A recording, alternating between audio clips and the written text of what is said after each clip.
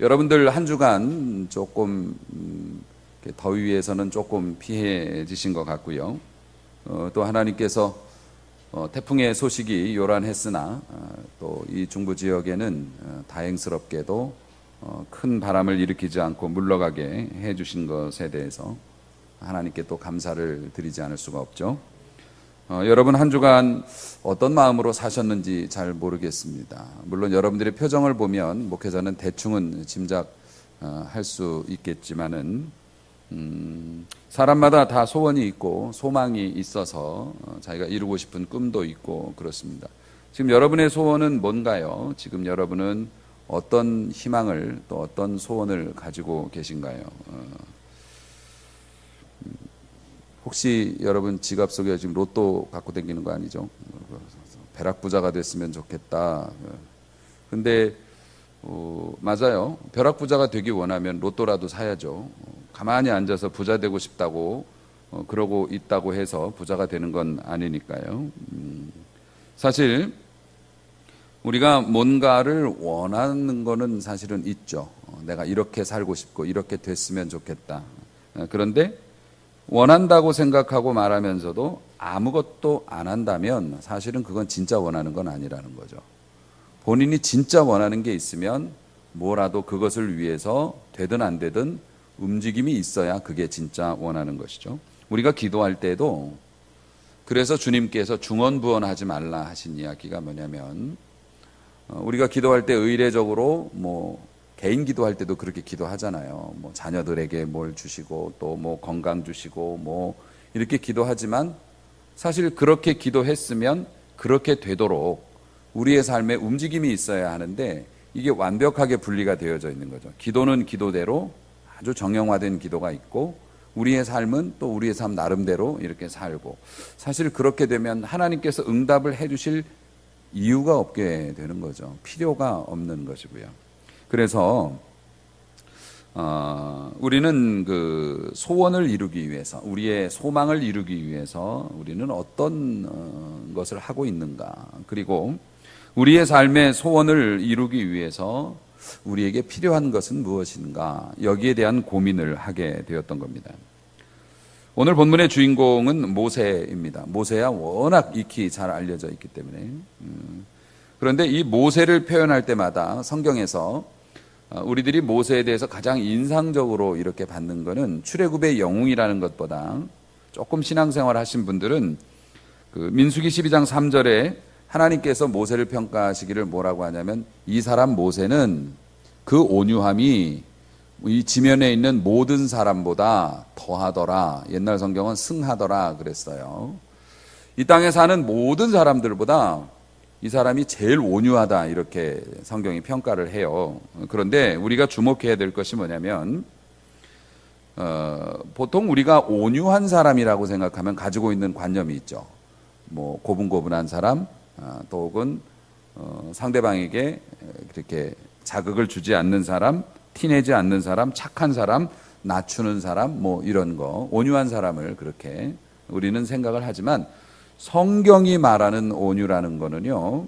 성경이 말하는 온유라는 건 길들여짐이잖아요. 통제된 힘, 소가 큰 힘을 가지고 있지만 주인이 원하는 곳에다만 힘을 쓰는 거지 않습니까? 그런 것처럼 모세는 그 온유함이 지면에 있는 모든 사람보다 더 뛰어났다라고 하는 것은 성경에서 온유는 순종을 의미해요. 성경에서 온유한 사람은 말 작게 하는 사람이나 화 안 내는 사람이 아니고요. 하나님께서 명하시면 그 명대로 아닌데 내가 볼 땐 아닌데 이런 것 없이 그저 우직하게 묵묵하게 순종하는 사람, 행동으로 옮기는 사람을 성경이 온유한 사람이라고 얘기를 했다는 겁니다. 그래서 사실 모세 같은 경우에는 다윗보다 더 기가 막혔죠. 왜냐하면 하나님께서 내리신 미션 자체가 사실 모세가 받아들이기가 굉장히 어려운 내용이었잖아요. 그리고 그 200만이나 되는 사람이 한꺼번에 광야에서 생활하면서 무슨 상하수도가 있어요. 뭐가 병원이 있습니까? 뭐가 있습니까? 정말 생으로 맨 땅에 헤딩을 하는 것처럼 그렇게 40년을 지낼 때 지도자 노릇을 한다는 게 그게 하나님의 말씀에 완전한 순종을 하는 사람 아니고는 사실 견뎌내기 어려운 일들이었지 않겠습니까? 그래서 민수기 12장 3절은 이렇게 읽는 겁니다. 이 사람 모세는 하나님께 순종하여 행동하는 것이 세상의 모든 사람보다 더했다. 이렇게 읽는 건데요. 사실 모세도 처음부터 순종하고 행동한 사람은 아니었어요. 오늘 본문도 그것을 증거하고 있어요. 오늘 본문은 짧게 읽었지만 모세와 하나님 사이에 이게 실랑이 하는 과정에서 하나님께서 너 도저히 안 되겠다. 내가 기적을 베풀어 줄게. 그러면서 기적을 베푸신 게 뭐냐면 지팡이를 땅에 던지면 뱀이 되고요. 그 뱀 꼬리를 잡으면 지팡이가 되고요. 또 그 뒤에 보면 품속에 손을 넣었다 꺼내봐. 탁 꺼냈더니 문둥병이 손에 생겼고요. 다시 집어넣었다가 꺼내봐 했더니 멀쩡한 손이 됐고요. 그런데 하나님께서 기적을 좀 고급진 걸로 하시면 더 좋았을 텐데, 그렇잖아요. 너무 유초등부 애들처럼 이렇게 하시잖아요. 깜짝 뱀이지, 막대기지, 이게 뭐예요? 병 걸렸지, 나았지, 아니 뭐 이렇게 하늘에 뭐 좀 이렇게 보여주시든가 산 하나를 좀 옮겨 보시던가 이렇게 좀 고급진 걸로 하시면 좋은데, 그런데 사실 모세가 그 정도 바닥이었단 말입니다. 그 당시에. 왜냐하면 모세가 하나님의 그 부르심에 예스라고 말을 못했던 이유가 모세는 아무 생각도 없었어요. 그리고 출근길이었다고요. 광야에서 목자 노릇을 했기 때문에 본인도 예나 뭐 다름없이 뭐 기도원 가서 하나님을 만나 뵌 것도 아니고 무슨 뭐 서원을 하다가 뭐 만나 뵌 것도 아니고 출근길에 가다 보니 산에서 나무에 불이 붙어서 신기하다. 저 왜 혼자 저렇게 불이 붙었을꼬? 그러면서 심심하니까 계속 보고 있는데 이 정도면 나무가 타서 쓰러져야 되는데 계속 멀쩡하게 불타고 있으니까 한번 가보자 그래가지고 간 거거든요. 그 나무 근처에 이르렀을 때 하늘에서 음성이 들린 겁니다. 네가 쓴 곳은 거룩한 땅이니 신을 벗어라. 그러니까 거룩한 땅이 된 건 하나님이 거기 임재하셨다는 의미고요. 거기서 하나님을 만나 뵈었는데 하나님께서 아무 생각 없이 계획도 없이 양 뒷공무니만 쫓아가던 할아버지한테 피라미드를 만들어서 관리하고 세계를 정복했던 그 무시무시한 이집트 제국에 있는 너의 동포 200만 명을 거기서 그대로 꺼내가지고 내가 지시하는 땅으로 데리고 가라. 이게 말이 되겠느냐고요. 모세가. 준비도 안 됐죠. 예라고 대답할 수 없는 자기 처지가 있었습니다. 몸도 마음도 그때 모세 나이 80이었습니다. 네. 몸도 마음도 전성기를 지나서 내리막인 상황이었고요. 예전에 40살까지는 이집트 왕궁에서 자라서 이력도 있고 그러지만 40년 지나서 누가 모세를 알아줍니까? 더군다나 모세는 전과가 있었잖아요. 애굽을 떠나오게 된 것이 사람을 죽여서 모래에 파묻었고 그것이 들통이 나서 죽음을 피해서 도망을 나온 처지예요. 그러니까 기소중지자라고 하죠. 예. 잡히지만 않았을 뿐이지 범죄를 저지르고 도피한 모세가 그것도 40년간 다른 일 안 하고 광야에서 그냥 양치기로 늙어버린 사람이 나이도 80이 된 사람이 갑자기 아직도 번쩍번쩍하고 세상을 주름잡는 위세를 가지고 있는 이집트에 가서 그 나라 백성들 200만 명을 데리고 밖으로 나오라고 하는 얼마나 허황된 얘기입니까? 듣기에는. 그렇기 때문에 발뺌을 하는 거죠. 사실 모세가 이런저런 이유를 대면서 베베 꼽니다. 자기가 무슨 매트릭스 주인공이라고 총알을 막 이렇게 피하잖아요. 그런 것처럼 하나님의 명령이 분명함에도 불구하고 몸을 요리 틀고 조리 틀면서 아니되옵니다. 자꾸 그래요. 사실 모세가 거절하는 내용을 보면 우리 믿음의 사람들이 보면 짜증이 날 만도 하죠. 하나님께서도 울컥하시기도 하셨고요. 그래서 이런 기적까지, 그러니까 유치하고 초보적인 상태였기 때문에 이런 기적도 그렇게 보여주셨습니다만은. 그런데 우리가 이것을 보는 것과 우리가 축구를 보는 거하고 우리가 그라운드에 들어가서 공을 차는 거하고는 전혀 다른 얘기잖아요. 여러분 모세의 자리에 그 상황에 여러분이 모세라면 아마 모세보다 도망을 갔을지도 모르죠. 우리 같으면은. 사랑하는 성도 여러분, 이런 상황에서 하나님께서 물으시는 거예요. 내 손에 있는 것이 무엇이냐? 모세는 자기 손에는 지팡이 하나 있으니까 사실 다른 게 없어가지고 지팡이라고 대답할 수밖에 없죠. 뭐 다른 게 없으니까요. 광야에서 양치는 사람이 약간의 식량을 가진 전대하고 뭐 그런 거 하고 막대기 하나 들고 다니는데, 내 손에 있는 거라고는 이 막대기 하나밖에 없습니다. 이렇게 얘기를 해요. 여러분, 이 모세의 지팡이가 어떻게 생겼을 거라고 생각하십니까? 우리는 위대한 사람들이 사용한 지팡이에 대한 어떤 그림을 가지고 있죠. 그렇죠? 끝허리가 이렇게 둥글게 이렇게 돼가지고 두툼하고요. 그리고 일자로 이렇게 생겨가지고서 반지의 제왕의 간달프라고 하는 마법사가 쓰는 지팡이 있어요. 그걸로 막 휘두르면 막 괴물들을 물리치고 빛이 나오고 막. 우리도 산신령들이 쓰는 지팡이를 우리 머리 동화 속에서 기억하고 있습니다. 이렇게 된 거. 산신령 지팡이. 그런데 모세의 지팡이를 보관하고 있는 곳이 있대요. 성지순례를 다녀오신 분들의 얘기를 들어보면 그 터키에 있는 한 박물관에 모세의 지팡이 해가지고서 보관하고 있는 지팡이가 있다는 거예요. 그럼 또 우리 목사님들 그런 거는 또 가서 봐야 되는 거잖아요. 우리 한국 목사님들은. 쫓아가서 보고,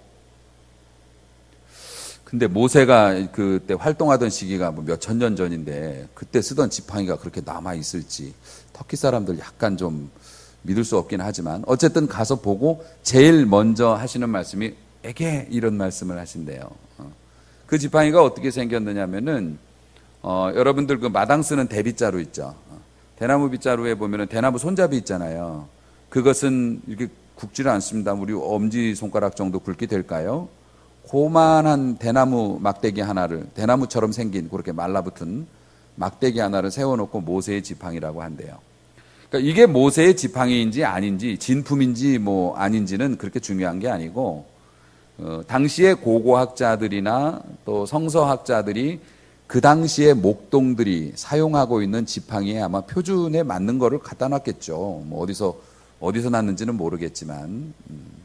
그러니까 실제로 모세가 양을 치면서 쓰던 지팡이였을 테니까 당시의 목동들이 쓰던 지팡이하고 모양은 아마 유사했을 거라고 생각해요. 그런데 우리가 알고 있는 뭐 화려하고 강력하고 거대하고 이런 게 아니었다는 겁니다. 그냥 가느다란 막대기였다는 거죠. 그냥 부직갱이로 쓸만한 고만한 막대기였다는 건데, 목사님들은 그것을 보면서 은혜를 더 받는다고 해요. 왜냐하면 그 지팡이, 그 막대기가 뭡니까? 사실은 우리들이거든요. 사실은 우리의 모습이거든요. 여러분, 하나님, 그러니까 모세는 이제 하나님께 대해서 사명을 주시는 하나님 앞에서 계속 변명을 하는 취지가 이제 이런 내용입니다. 이게 이제 우리의 말이기도 한데요. 하나님, 저는 아무것도 없습니다. 능력도 없고요, 힘도 없고요, 나이도 많고요, 말주변도 없고요. 게다가 지난날 제가 가지고 있는 실수로 인한 상처가 저에게 있고 그것이 발목을 잡아서 다른 데는 가도 저 애굽은 못 갑니다. 거기서 죄 짓고 도망 나온 또 과거도 있고, 우리도 그렇거든요. 하나님, 제가 뭐가 있습니까? 사업도 잘 안 됐고요. 지금 나이도 있고요. 또 뭐도 어쩌고요 하면서 옛날에 또 상처받은 것도 있고, 그래서 하나님께서 원하시는 건 알겠는데 제가 합당한 사람은 아닌 것 같아요 라고 얘기를 하는 거죠. 그것이 하나님 앞에서 사람의 모습이기도 하고요. 그런데 하나님께서는 뭐라고 말씀하시는 겁니까? 그걸로도 충분하다고 말씀을 하시는 거예요. 이게 제가 오늘 이 말씀을 증거하게 된 이유인데요. 사실 목회자로서도 소원이 있고 꿈이 있고 목표가 있잖아요. 하나님, 저는 아무래도 인품이 목회자의 인품이 아닌가 봐요. 혹은 하나님, 저는 교회가 너무 작은 것 같아요. 우리 성도들의 자원이 너무 작은 것 같아요. 혹은 하나님, 저는 건강이 좋지 않아서 아무래도 어려울 것 같아요. 혹은 사람들이 저를 좋아하지 않아서 저를 못할 것 같아요. 사실 어느 목회자든지 그런 종류의 기도는 다 해봤을 거라고 생각을 해요. 저 역시도 하나님, 불가능해 보이는 일들이 너무 많아요. 하나님, 너무 혼자 힘들어요. 이런 기도 저도 가끔 하죠. 하는데 하나님께서 지난주에 저에게 주신 감동이 그래요.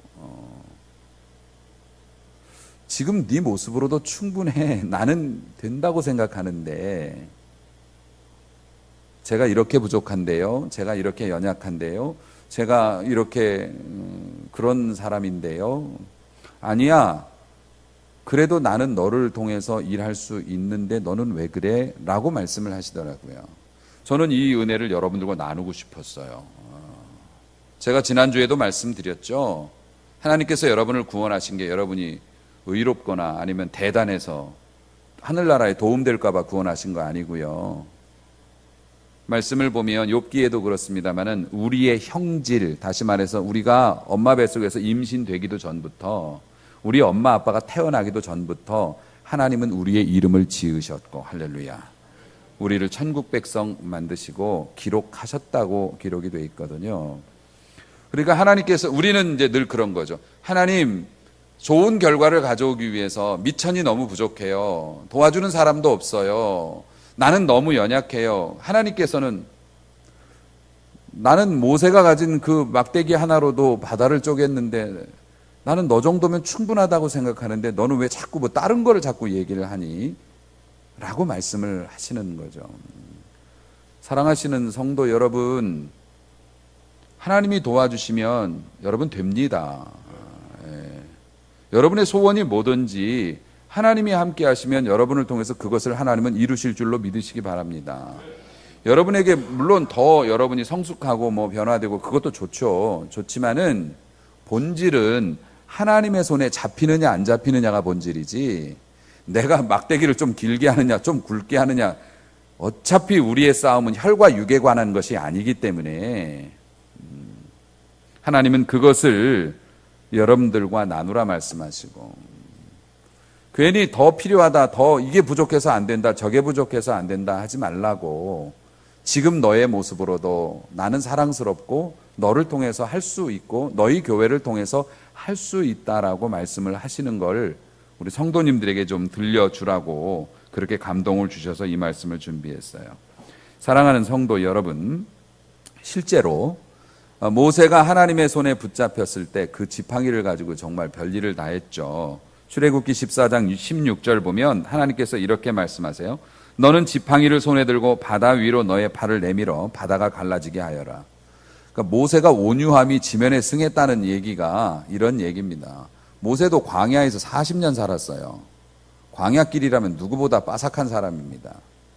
그런데 하나님께서 그 사람을 끌고 나와가지고 막다른 길, 바다가 가로막혀 있는 길로 가라고 하실 때부터 문제가 이상했던 거죠. 그리고 애굽의 군사들이 화가 나서 쫓아온다, 복수의 칼 들고 쫓아온다는 얘기도 들었고요. 지금 현재 동물들과 수많은 사람들이 엉켜서 이 민간인들이 이동하는 속도와 전차를 타고 쫓아오는 애굽 군대와의 속도 어떻게 되는 건지 알고 있고요. 그런 대로 그 길로 가라고 하십니다. 그것도 나 혼자가 아니라 수많은 사람 데리고 가라 하십니다. 그런데 모세는 데리고 갔던 거예요. 하나님께서 바다를 향해서 그 막대기를 들으라고 하십니다. 바다를 쪼개라고 명하십니다. 저 같으면 그냥 쪼개 놓으시면 안 되나요? 꼭 제가 이걸 이렇게 해야 되나요? 그랬을 것 같아요. 그런데 하나님의 명에 순종해서 그가 그 막대기를 바다에 들고 하나님의 이름으로 명했을 때 바다가 쪼개지는 놀라운 역사가 나타나죠. 광야 한가운데로 들어갔습니다. 얼마 지나지 않아서 물이 떨어져서 사람들이 죽겠다고 아우성입니다. 하나님께서 또 말씀하십니다. 출애굽기 17장 5절 보면 나일강을 친 그 지팡이를 들고 가라, 이렇게 말씀하세요. 그 지팡이로 나일강을 강물을 두드리면 강물 전체가 피로 변하는 역사가 있었습니다. 그 지팡이로 바닥을 치면 그 바닥의 먼지들이 다 이와 벌레로 변해가지고 사람들을 공격했습니다. 그 역사가 나타났던 지팡이, 은혜 받았던 너, 옛날에 너를 통해서 내가 역사했던 거 기억하지? 너의 모습 그대로 가거라, 순종하거라 말씀하세요. 나일강을 쳤던 그 지팡이를 가지고 가라.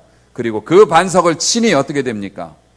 모든 짐승과 사람이 넉넉히 먹을 만한 물이 거기에서 쏟아져 나옵니다. 하이라이트는 이런 겁니다.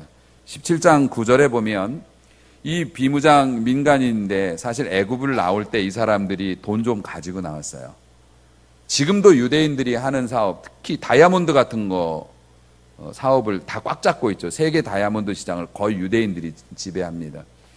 유대인들은 항상 신변의 위협을 느끼기 때문에 장황하게 펼쳐놓는 사업을 안 한다고 해요. 그래서 고리대금 뭐 이런 거 금으로 바꿔놓거나 이래가지고 언제든지 이거 들고 도망갈 수 있는 그런 사업들을 한다고 하는데, 애굽에서 나올 때 사람들이 막 돈을 주기도 했고요. 막 은금 폐물을 갖다 얹어주기도 했고, 애굽에서도 이 사람들이 또 이 민족성이 있으니까 돈을 모아놨겠죠. 이걸 들고 나왔어요. 그 소문이 광야에 퍼지니 아말렉이라고 하는 이 도적 무리들이 남의 것을 이렇게 등쳐먹는 게 거의 직업에 가까운 그런 호전적인 민족이 있어요. 전쟁에 능한 사람들인데 그 이스라엘 백성 진영에 뒤통수를 친 겁니다. 뒤에서 공격했어요. 사실은 그냥 몰살이죠. 그런데 하나님께서 모세에게 이런 말씀을 하십니다. 출애굽기 17장 9절에 보니 모세가 여호수아에게 이르되, 모세가 나이가 많으니까 실제 나가서 칼 들고 싸울 수는 없고요. 그 후계자쯤 비서실장쯤 했던 사람이 여호수아였습니다. 여호수아가 젊었을 때였죠. 여호수아에게 말합니다. 우리를 위하여 사람들을 선택하여 나가서 아말렉과 싸우라. 여러분, 우리가 승리를 얻고 하나님의 축복을 받을 때도요, 여러분 일 열심히 하셔야 돼요. 아말렉과 싸워야 되는 겁니다. 일단은 싸워라. 그 다음에 어떻게 되냐면 내일 내가 하나님의 지팡이를 손에 잡고 산꼭대기에 서리라. 요런 이제 상황이 됐습니다. 그래서 들판에서 아말렉과 이스라엘 백성이 싸움이 붙었고요. 이스라엘 백성은 사실 거의 민간인이었죠. 탈출할 때도 한 손으로 이걸 지팡이를 붙잡고 한 손으로 음식을 먹으라고 할 만큼 긴박한 상황이었고, 전쟁 준비를 할 수도 없고 뭐 말도 안 되는 싸움이었는데, 모세가 그 지팡이를 들고 기도를 하면 이스라엘 백성들이 막 이겨나가고요. 팔이 아파서 이것을 내리면 아말렉이 승리를 하고, 이런 일이 일어났던 거 여러분 아시죠? 그래서 오죽하면 여호수아와 아론과 훌이 모세의 팔이 내려오지 않도록 옆에서 이걸 쳐 받쳐가지고서 이러고 치받쳐갖고 이러고 있어서 전쟁에 승리했던 그게 나옵니다. 그 지팡이만 있으면 먹는 문제도 해결됐어요. 할렐루야. 삶의 죽음의 고비에서도 넘어갈 수 있었어요. 전쟁에서도 이길 수 있었어요. 할렐루야. 이런 일들이 일어났단 말입니다. 실제로 그런 일이 일어났다는 겁니다. 그런데 여러분, 여기서 우리가 그냥 넘어갈 수 없는 중요한 표현이 하나 있어요. 모세가 여호수아에게 이르되 우리를 위하여 사람들을 택하여 나가서 아말렉과 싸우라. 내일 내가 하나님의 지팡이를 손에 잡고. 원래 그 지팡이가 그 지팡이입니다. 모세가 광야에서 할 때 본인이 쓰기 좋게 나무를 깎아서, 이게 뭐 어디서 중국산 사다 쓰는 것도 아니고 그냥 광야에서 나무 깎아서 목동들이 만들어서 쓰는 겁니다. 그 지팡이를 계속 들고 다니고 있는 거예요. 그 지팡이 원래 누구 겁니까? 모세 겁니다. 여러분, 모세가 광야에서 뭐 주머니 칼로 깎아서 뭐 이걸 만들었을 텐데 얼마나 예쁘게 만들었을까요? 니스칠도 하고 거기다 조각도 하고 뭐 그랬을까요? 만들어봤자 광야에서 목동이 주머니 칼로 만든 막대기죠. 우리도 어쩌면 우리 인생들이 막대기를 만드는 삶인지도 몰라요.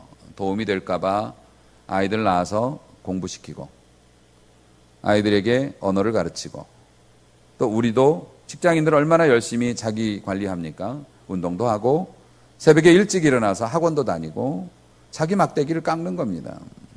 금수저, 은수저 뭐 이렇게 얘기합니다만, 사실은 부유한 가정에서 뭐 그런 영향력 있는 가정에서 태어난 자녀들은 출발 지점부터가 다르니까 나름대로 열심히 시간 아껴가고 다른 사람보다 일찍 일어나서 노력하지만, 내가 열심히 깎은 지팡이 세상에 들고 나가 보면 다른 사람 지팡이에 비하면 이건 어디 내놓기도 민망한 지팡이가 될 때도 있습니다. 다른 사람은 항상 나보다 더 앞서가 있는 것 같고, 모세의 지팡이도 그랬습니다. 여러분, 우리 하나님 앞에 복받은 사람들, 하나님이 쓰시는 사람들 뭡니까? 어떤 새로운 기술과 새로운 뭐 스펙과 어떤 그런 것들을 해서 하나님께 쓰임 받는 게 아니고요. 하나님께서는 있는 그대로 쓰셨거든요. 지팡이가 원래 누구 거였다고요? 여러분이 언어를 하거나 여러분이 어떤 기술을 갖고 있거나 그거 누구 거예요? 여러분이 열심히 노력해서 습득한 것들입니다. 여러분의 자녀 여러분들이 낳았고 여러분들이 길렀습니다. 여러분이 가르쳤고요. 돈 들여서. 애쓰고 애지중지해서 길러냈습니다. 원래 여러분들 것 맞죠? 그런데 모세는 자기 지팡이라고 말 안 하고 하나님의 지팡이라고 얘기합니다. 이제부터 이 지팡이는 내 마음대로 쓰는 게 아니라 하나님이 말씀하실 때 쓰는 지팡이라고. 여기에 축복의 비결이 있겠죠. 사랑하는 성도 여러분, 이거 내 가게라고 말할 수도 있지만 하나님의 가게라고 말씀하시는 순간 하나님은 그곳에서 역사하실 줄로 믿습니다. 내 새끼, 내가 낳은 내 자식이라고 말하지만 하나님의 자녀라고 우리가 인정해 줄 때 하나님은 그 아이를 들어서 쓰실 줄로 믿습니다. 마른 막대기인지 뭔지 다른 애들보다 길고 짧은지 그게 중요한 게 아니라 하나님 앞에서 내 삶의 소유를 인정하지만은 그러나 이것이 하나님께 우선순위가 있다라고 생각한다면 내 시간, 내 건강 하나님께 우선순위가 있다고 생각하고 나는 내가 아니고 하나님의 일꾼입니다. 바울이 늘 강조했던 것처럼 나는 하나님의 종이라고. 그럴 때 세상은 바울을 이기지 못했고요. 어떤 것도 바울이 전하는 복음을 가로막을 수 없었죠. 사랑하는 우리 성도 여러분, 그냥 사람 아닙니다. 하나님의 사람이에요. 여러분이 자녀들에게 얘기해 줘야 되는 게 그런 거예요. 너는 그냥 애가 아니야. 너는 하나님의 자녀라고. 하나님의 사업장이고 하나님이 일하시는 곳이고 하나님이 역사하시는 교회고 우리 마음대로 내 마음대로가 아니라 하나님의 뜻대로 가야 되는 거고 이렇게 될 때 하나님의 손에 붙잡히게 되고요. 그럴 때 못할 일이 없는 줄로 믿으시기 바랍니다. 우리가 주어진 삶에 용기 있게 도전하지 못하고 뭔가를 하긴 해야 되는데 두려움 때문에 주저주저 하게 되고 또 실패하면 어쩌나 걱정 앞서고 또 뭔가를 시작해 놨어도 이게 잘 될까에 대한 두려움과 고민 때문에 스트레스 받고 과거의 상처가 계속 새록새록 살아나가지고서 나를 힘들게 하고 이런 우리에게 하나님은 오늘 찾아오셔서 물어보십니다. 내 손에 가진 것이 무엇이냐? 하나님은 모세에게 내 손에 가진 것이 무엇이냐라고 물어보고 지팡이라는 대답을 듣고 그 다음 뭐라고 말씀하십니까? 그것을 땅에 던지라라고 말씀을 하세요. 네 손에서 띄라 말씀을 하시는 거거든요. 사랑하는 성도 여러분, 하나님께서는 오늘 우리에게 너의 손에 가진 것이 뭐냐라고 물어보시는데 하나님께서는 이렇게 생각을 하시는 겁니다. 원래 내가 너에게 준 게 있는데 원래 사람은 태어날 때부터 자기 먹을 거 갖고 태어난다고 어른들이 말씀해 주셨습니다. 하나님께서도 우리 세상에 그냥 빈손으로 보내지 않으세요. 여러분 모든 사람에게는 고유한 특성이 있고요. 다른 사람보다 떨어지는 부분도 있지만 반드시 다른 사람이 감당하지 못하고 내가 해야만 되는 일들이 또 있습니다. 교회 안에서도 그런 거 있어요. 교회는 신앙이라고 하는 표준 또 믿음을 최고 가치로 보지만은 거기에 조금 이렇게 못 미치시는 아직은 믿음이 무르익지 않은 성도님들도 계시고 아직은 훈련이 덜 되신 분들도 계시죠. 하지만 목회를 오래 해보니까 어떤 성도 어떤 분들이라도요 교회에 또 이런 일에는 아주 적합한 분들로 변화되는 경우가 있더라고요. 하나님께서는 우리 모두에게 그것을 주셨고 그것을 찾아보라 말씀하세요. 그런데 이 시대는 교육 시스템이나 세상이 돌아가는 게 성공한 한 사람을 표준으로 삼고 그 사람하고 비슷한 스펙을 맞추는데 혈안이 되어 있는 거예요. 하나님께서는 그렇게 안 만드셨죠. 어떻게 몸에 있는 모든 지체가 제일 폼난다고 다 손이 되기 위해서 노력을 합니까? 되지도 않을 뿐더러 그렇게 돼서도 안 되는 거죠. 이 시대의 교육의 문제점이라고 하는 것도 길게 자라나는 아이 있고 좀 짧게 자라나는 아이 있고 옆으로 눕는 아이 있고 그렇지 않습니까?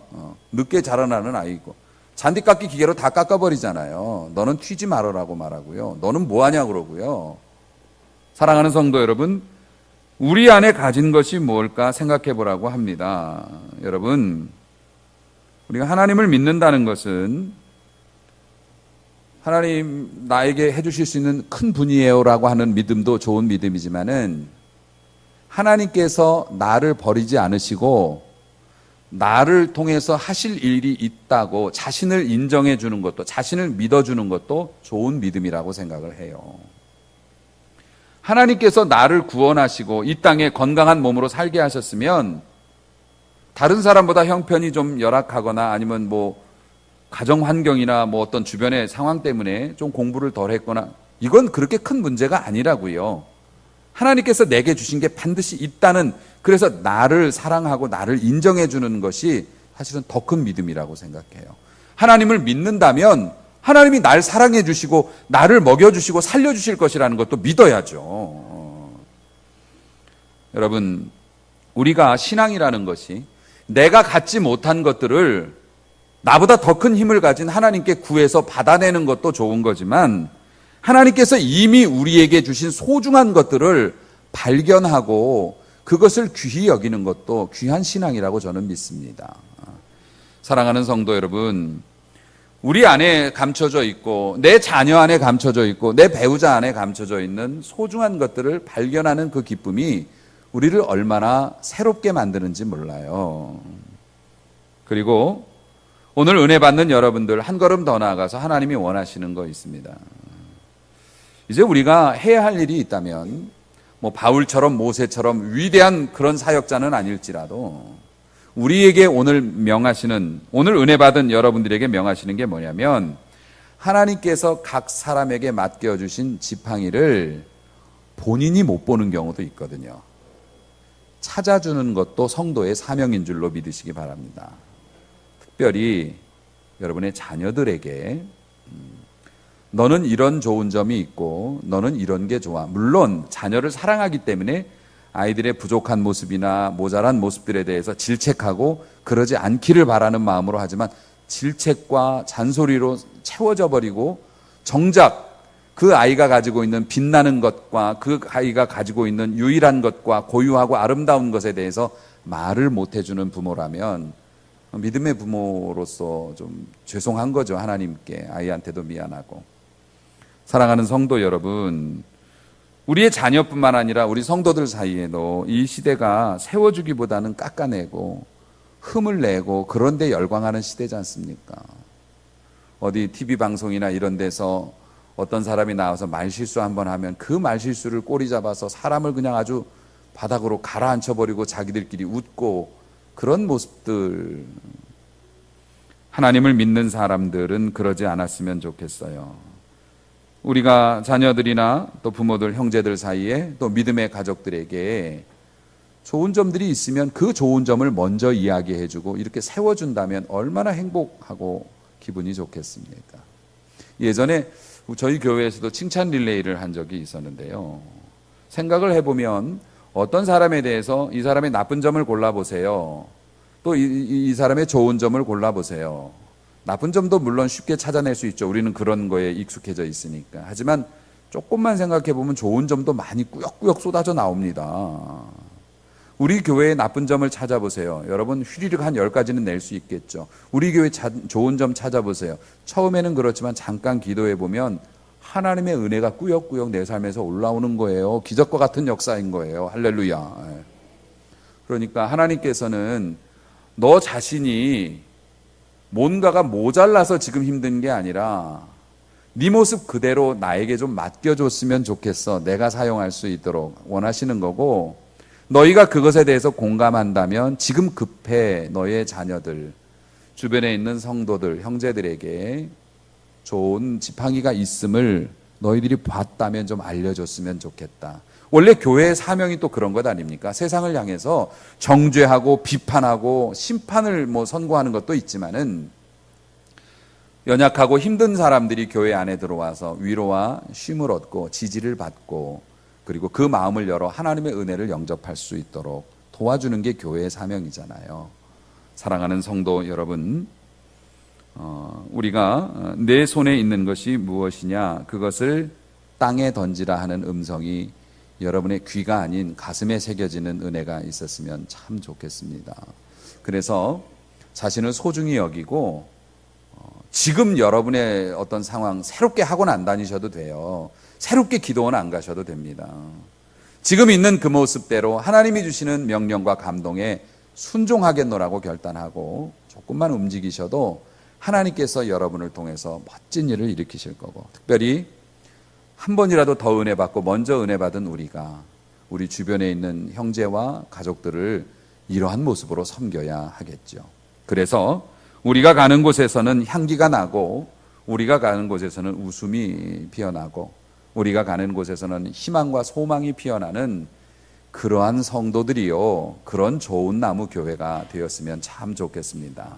내 손에 있는 것이 무엇이냐?